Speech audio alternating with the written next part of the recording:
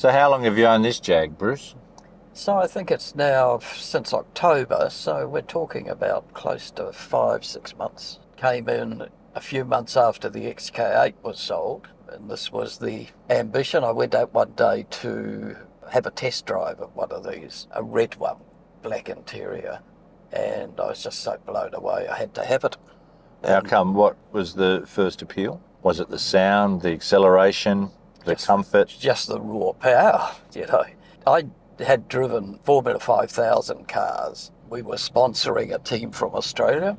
Yeah. And they let me out on the track in one of these things. And I thought, oh my God, I've never driven anything with so much power. Then I got in one of these, or the red one, in the test drive. And same experience. I just couldn't believe it. You know, I could drive a car like I'd been driving on the track and in a Formula 5000, which is sort of not too dissimilar because it's a 5-litre car, as this is. So have you driven like 5 litres before where it's non-supercharged? Is it the supercharger that makes the difference? It's the supercharger that makes a difference. The non-supercharged version of this, which is the XK X150 series, is around about 380 brake horsepower. Yeah. And this one is 510 or 507 or some figure like that. Yeah, well, that's a big jump, isn't it? It's an enormous. So when you're talking 500 horsepower, that is where it'll throw you into your seat. Well, you experienced it a few minutes ago, didn't you? Or yeah, so on the way out, yeah. And that's the difference. This class of car is a touring car. Yeah, it's a touring car. Yeah. It's nowhere near a track. It's not going to do anything out on the track. It's certainly go very quick, but the brakes would fade really quickly. It's definitely a road car. It's a road car. Yeah. So it's got to give you a certain amount of comfort as well, because if the suspension was set for the track, it'd be that hard that it'd be uncomfortable to drive it around. Oh, absolutely. And this car has a whole lot of different. This one we're driving today has a different suspension than the XK series of this car, which is the non-supercharged version. Yeah. It's got a softer suspension.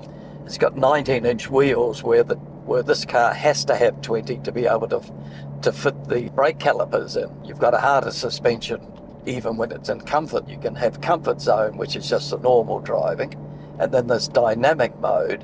And what the dynamic mode does to the car is it tightens up the steering, so it's much sharper steering, and it tightens up the suspension so that you've got less body roll. Also, while that's all happening, is that the throttle response, for 2/3 of the depression on the throttle, will give you what would be a full kick down if in comfort mode. So that's 2/3 of the way down to the floor. Exactly. It comes up at full throttle. Then you've also got what's called sport mode, which is when you can use the paddle shifters in the gears. So the paddle shifters can be used in sport mode as they are now. So I've just moved it down to 5th gear and down to 4th gear, and then taking it back up again there. If I'm in normal drive mode as I am now, by holding the right-hand paddle, it'll take it back to auto again. All right. If you don't press any paddle while it's in normal drive mode for a few minutes, it'll automatically go back to drive mode. It'll switch back. Yeah, but the other way is that you can take it to sport mode. Now, it's still in auto. It holds the gears longer when it's in sport mode, but it's still in automatic, so that the paddles have not come into vogue yet. As soon as I use the paddles, then it comes down to sport mode again. Yep. It's a subtle difference. You can have automatic while you're driving in sport mode, or you can have sport mode while you're driving in automatic.